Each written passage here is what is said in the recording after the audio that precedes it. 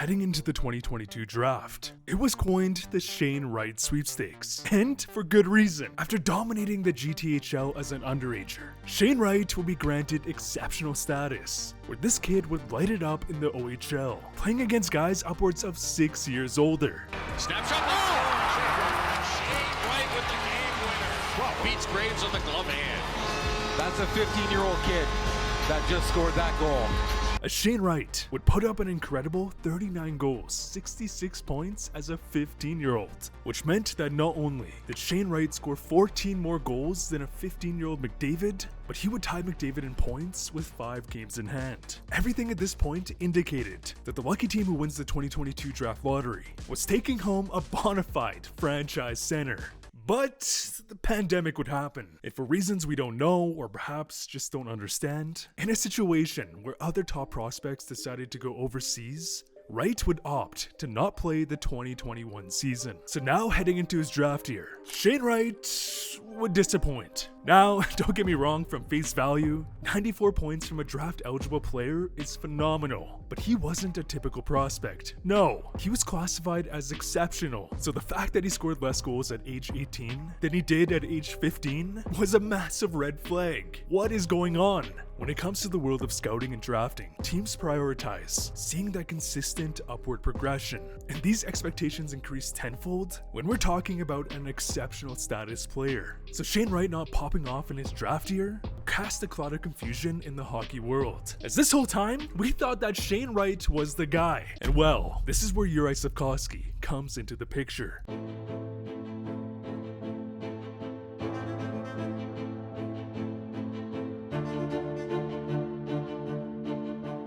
Because unlike Shane Wright, who was making headlines as a 14-year-old, Juraj Slafkovsky would go under the radar, and after an underwhelming start to the season, where he was constantly being called up, sent down from Liga, Slaf would face a lot of adversity in his draft year. But he kept his head down and went to work, and all of this work would culminate to the 2022 Olympics. Because in this tournament, at the age of 17, facing off against the top professional hockey players and ex-NHL players, my man would set a record with 7 goals in 7 games. And not only did he lead the tournament in goals and points, but he was the MVP of the tournament in his 2 goals in the bronze medal game, would win Slovakia their first medal in Olympic hockey history. As all of a sudden, this conversation shifted from, is Shane Wright still the first overall pick, to man, there's now a 17-year-old, 6'3" goal-scoring power forward, lighting up the Olympics. And this momentum would lead to Slaf finishing his Liga season with much better numbers, which would then lead to the World Championships. Because unlike the Olympics, which did not see NHL participation, Slafkovsky going to the World Championship meant that he was going head-to-head with NHL players. Tar works it free. Back in for Christoph. Slafkovsky shoots, scores! Slafkovsky против Шутова. И разобрался Juraj Slafkovský. Slafkovský пошел обыгрывать и едва не забил, а затем и забил. He would finish the tournament with 9 points in 8 games. And for some perspective, David Pastrnak would finish the tourney with 10 points. As an 18-year-old Slafkovsky would outscore guys like Barzal, Nico Hischier, Timo Meier. On May 10th, it would become official. The Montreal Canadiens would secure the first overall pick. Juraj Slafkovsky.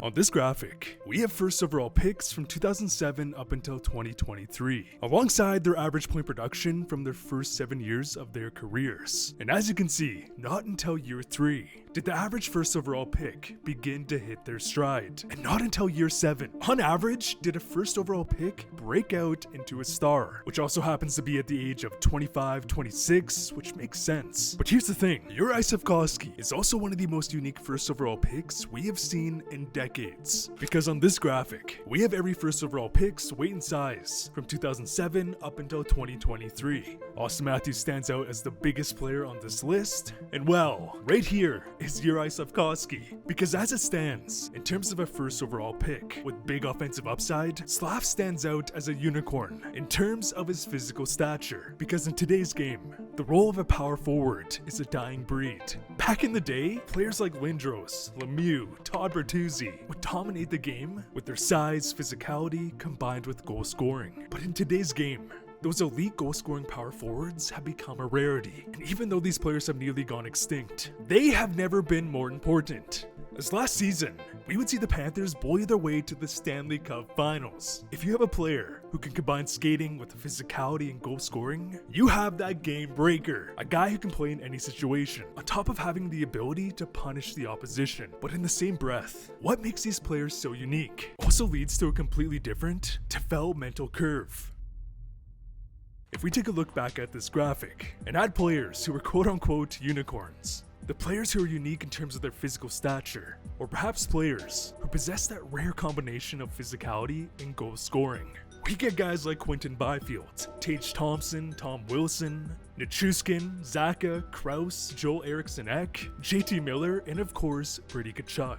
On average, these guys are mutants when we compare them to first overall picks. But okay, what's your point, Rob? Well, I've always had a theory based on my own personal experience. If your game revolves around physicality, these players will tend to dominate at a lower level. And this makes sense, as a lot of these guys were basically men playing against boys. However, when they get to the NHL, where everyone is stronger, faster, bigger, this competitive advantage gets thrown out the window. And I say this with confidence because this is how I used to play hockey. I wasn't 6'3" like Slav, but my game revolved around physicality, puck possession, and board battles. As soon as I went up in an age group, my advantage went away. But by my second year, I would always see good progression. And this train of thought only increases tenfold when we're talking about professional hockey. So as for my theory, it's that physical players have a delayed developmental curve. But is this even true? On this graphic, we have the aforementioned players alongside of their first 8 years of their career. And as we can see, without a doubt, their development is delayed.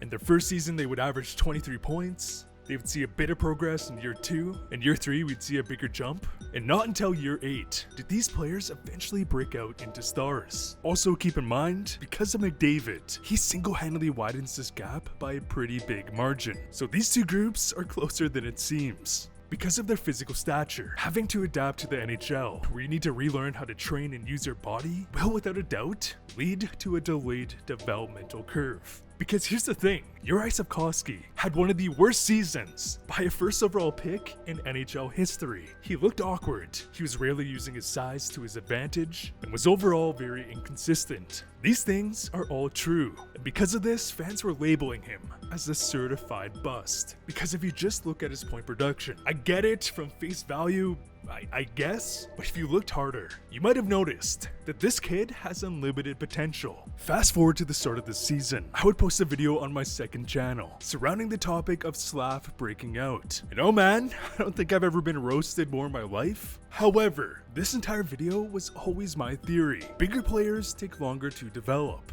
But if they have the work ethic, which Slav has, and have the tools to become a star or franchise player, they can be some of the most dominant players in the game. In terms of a playoff run, there's a lot less players than you would think that I would take over a guy like Brady Tkachuk. And this season, specifically in the last 40-ish games, Slafkovsky has broken out and shown a completely different game.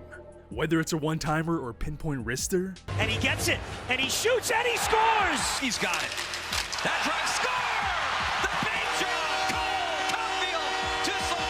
Slav has shown tremendous progression with his shot. And not only that, Slav has shown flashes of an elite playmaker. As one of the biggest critiques I've heard about Slav is that he doesn't have the hockey IQ to be a star. And well, he has definitely proved all those people wrong. On this play, in the dying seconds on the power play, Slav receives a puck along the right circle. He hesitates as if he's passing it back to the point, drives through the net, forcing the defenders to cheat towards him. But this whole time, he was looking for Nick Suzuki.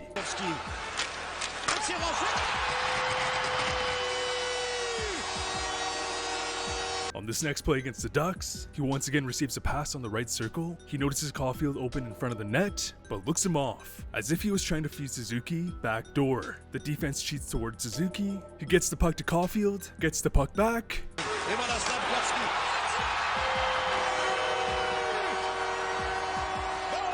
Look at the hustle on this next play. Montreal dumps the puck in deep, where he then uses his speed and strength to disrupt the defender. He would cause a turnover, look at the goalie as if he's loading up to shoot, and find Suzuki open in the slot. And later in this game, Slaf shows off his defensive potential as he hounds the Dallas forward on the back check, uses his reach to poke away the puck without taking a penalty. Dallas gets caught on an awkward change, and they score. As this season, Slaf has shown the potential of his toolbox: defense, physicality, puck protection, and close and distance scoring, skating, passing, and what has impressed me most is his poise. And all of this goes to show just how ridiculous it is to write off an 18-year-old as a bust. Did we not learn from Jack Hughes? Did we not see how McKinnon went from an average top 6 player to one of the best players of this generation? As every player has a different developmental curve. And with that, what do you think Slaf's upside is? If you could, like the video as it helps me immensely. And as always, thanks for watching.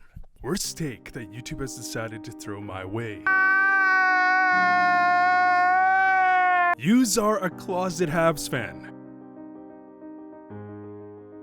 Grasping at straws that Yuri isn't as bad or worse than Nail Yakupov. You should be ashamed of yourself to compare him to Leon, who used his size as an asset from the beginning. I did not say he was Leon Draisaitl, just compared their size and strength. And also, Draisaitl had a worse rookie season than Juraj Slafkovský. Juraj skates way too upright and provides secondary stats that are great, but not from a #1 pick. Good luck. He's another Nail Yakupov, let's be honest. How many shoots Canada shoot the outer pucks or outer nets? So he's Jesse Pulparty 2.0. Well, yeah, okay, Lafreniere too. I hear Nail Yakupov is making a comeback as well. Look out, McDavid and McKinnon. Lafreniere the other way, 2-on-1. Lafreniere, he scores. Long and Lafreniere into the empty net for the hat trick.